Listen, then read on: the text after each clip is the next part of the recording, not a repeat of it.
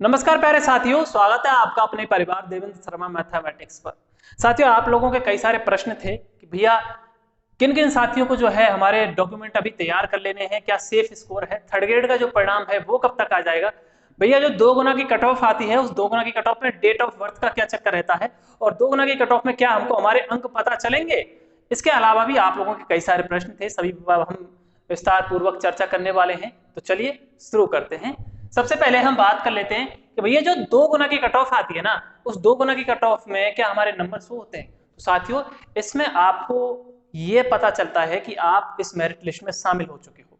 कैसे कि आपके मान के चलिए मेरिट गई है 100 प्रश्न। अब 100 प्रश्न जिन साथियों के बन रहे हैं ना, उनको 2 गुना की कट ऑफ में शामिल कर लिया जाएगा, लेकिन वहां पर उनको जो है अपने अंक पता नहीं चलेंगे। एक्चुअल में उनके अंक बने कितने हैं वो अंक वहां पे उनको नहीं दिखेंगे। आप रोल नंबर के जरिए जो है आपको पता चल जाएगा कि जो है आप इस 2 गुना की लिस्ट में शामिल हो चुके हो। ठीक है, तो कई सारे साथी पूछ रहे थे कि भैया हमको हमारे अंक भी पता चलेंगे कि 2 गुना कट ऑफ में, तो इसमें आपको अंक पता नहीं चलेंगे। यहाँ आपको सिर्फ आपके रोल नंबर शो होंगे और उनके जरिए आपको पता चल जाएगा कि भैया अपने 2 गुना की कट ऑफ में हम शामिल हो चुके हैं। ठीक है, आगे भैया डेट ऑफ बर्थ में मेरिट का क्या चक्कर है। आपने देखा होगा कि जो कट ऑफ आती है 2 गुना कट ऑफ आती है उसमें आपको सामने डेट ऑफ बर्थ लिखी रहती है। तो कई सारे साथी पूछ रहे थे कि ये डेट ऑफ बर्थ का हमें समझ में नहीं आता कि क्या चक्कर रहता है। तो चलिए समझते हैं।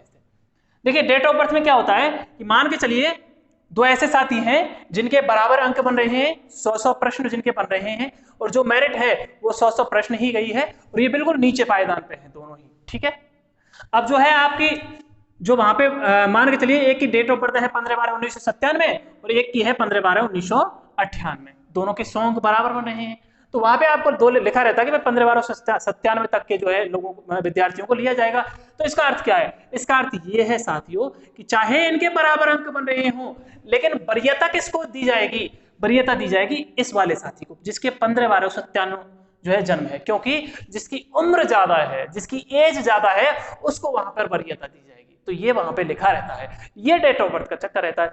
समान अंक होने पर भी उस साथी को लिया जाएगा जिस साथी की उम्र ज्यादा है। ठीक है, और ये आपको जो है डेट ऑफ बर्थ वहां पे आपको पीछे सामने दी हुई होती है, भाई इस एज तक के साथियों को दिया जाएगा। ठीक है, तो ये तो था हमारा डेट ऑफ बर्थ का चक्कर। दूसरा भैया सेफ स्कोर क्या है और किन साथियों को जो है हमारे डॉक्यूमेंट अभी तैयार कर लेने हैं।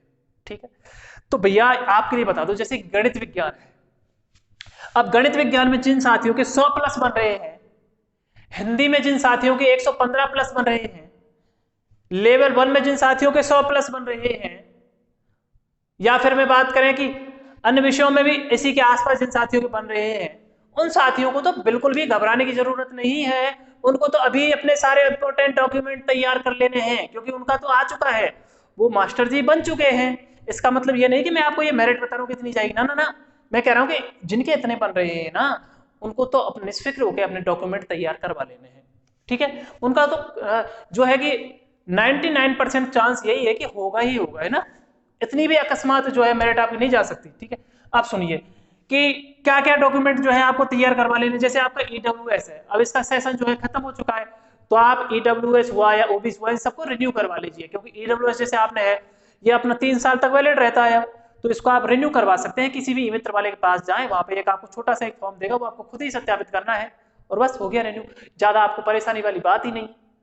किसी भी मित्र वाले के पास जाके चले जाएं, किसी से मत पूछें, सीधे जाएं मित्र वाले के पास, वो आपको बता देगा क्या करना है।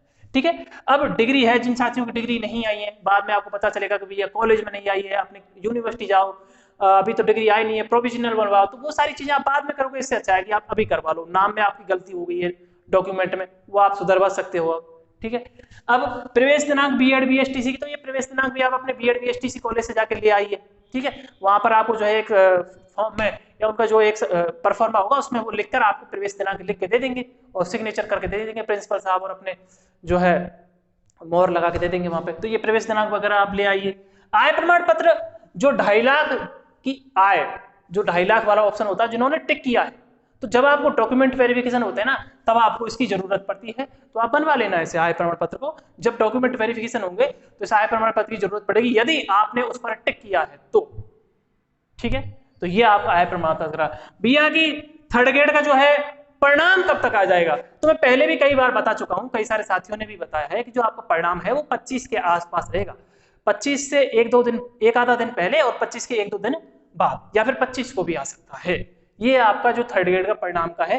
तो परिणाम की आप चिंता मत करिए, जो है मैंने बता चुका हूं कि आपका जो है 25 के आसपास आ जाएगा। डॉक्यूमेंट, इंपॉर्टेंट डॉक्यूमेंट जो है आप लोग साथियों को तैयार कर लेने, बाकी तो जो भी है आपकी मार्कशीट वगैरह वो तो आपके पास है ही, या हम बात करें कि आपका मूल आवेदन प्रमाण पत्र है तो वो आपके पास है ही। जो चीज आपके पास नहीं है या जिन डॉक्यूमेंट में आपने गलती की हुई है उन डॉक्यूमेंट को जो है आपको तैयार करना है। तो साथियों ये थी आज की वीडियो, और आशा करता हूं कि आप लोगों को इससे थोड़ा बहुत कुछ जो आपके प्रश्न थे वो आप जान चुके होंगे कि उन प्रश्नों के जवाब। अगर अपने अन्य साथियों को भी नहीं पता है तो उन साथियों तक भी वीडियो जरूर शेयर कर देना। मिलते हैं आपसे एक नई वीडियो के साथ। जय हिंद, जय भारत।